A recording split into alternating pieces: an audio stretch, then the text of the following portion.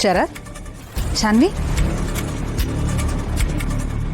ಏನಾಯ್ತು?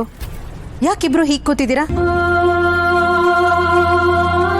ನಮ್ಮ ಶಾನ್ವಿ ಇದ್ ಕಡೆ ಮನೆ ತುಂಬಾ ಮಾತುಗಳು ಕೇಳ್ತಾ ಇರ್ಬೇಕು. ಇವತ್ತೇನು ನಮ್ಮ ಮಾತಿನ ಪಟಾಕಿ ಇಷ್ಟು ಸೈಲೆಂಟ್ ಆಗ್ಬಿಟ್ಟಿದ್ಯಲ್ಲ? ಯಾಕಪ್ಪ ಶರತ್, ಏನಾಯ್ತು? ನೀನ್ ಯಾಕೆ ಇಷ್ಟು ಡಲ್ ಆಗಿದ್ಯಾ? ಅದು ಏನದು? ಗೀತಾ ಸ್ಕೂಲಲ್ಲಿ ಫ್ಯಾಮಿಲಿ ಟ್ರೀ ಮಾಡ್ಕೊಂಬರೋ ಪ್ರಾಜೆಕ್ಟ್ ಕೊಟ್ಟಿದ್ರಂತೆ. ಅದಕ್ಕೆ ಫೋಟೋ ಹುಡುಕ್ತಾ ಇದ್ವಿ. ಅವಾಗ ಅಮ್ಮನ ಫೋಟೋ ಸಿಕ್ತು. ಏನು, ನನ್ನ ಫೋಟೋನಾ? ಎಲ್ಲಿ ತೋರ್ಸು, ಅವಾಗ ನಾನು ಹೇಗೆ ಕಾಣ್ತಿದ್ದೆ ಅಂತ ನೆನಪಿಸ್ಕೊಳ್ತೀನಿ. ಎಲ್ಲಿ ಕೊಡು. ಅಮ್ಮ ಅಮ್ಮ ಅದು ನಿಮ್ಮ ಫೋಟೋ ಅಲ್ಲ.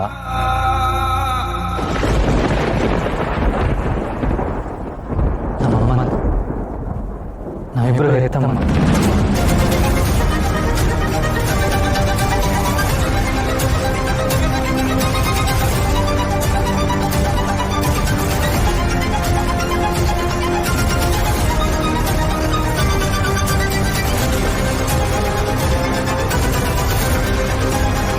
ನಿನ್ ಮಕ್ಕಳು ಇಬ್ರು ನನ್ನನ್ನು ಅಷ್ಟು ಪ್ರೀತಿಸ್ತಾರೆ.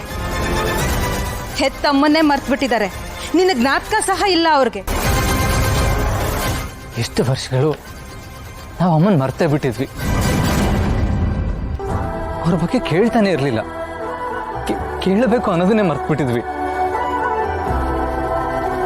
ಸರಿ, ಈ ಫೋಟೋ ನೋಡಿದಾಗಿಂದ ಅವ್ರ ಬಗ್ಗೆ ತಿಳ್ಕೋಬೇಕು ಅಂತ ಅನಿಸ್ತಾ ಇದೆ ಅಮ್ಮ.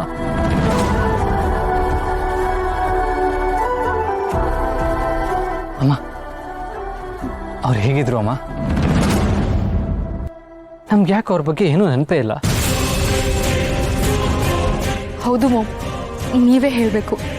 ನಮ್ಮಮ್ಮನ ಬಗ್ಗೆ ನಿಮಗೆ ಗೊತ್ತಲ್ವಾ? ಅವ್ರು ಹೇಗಿದ್ರು?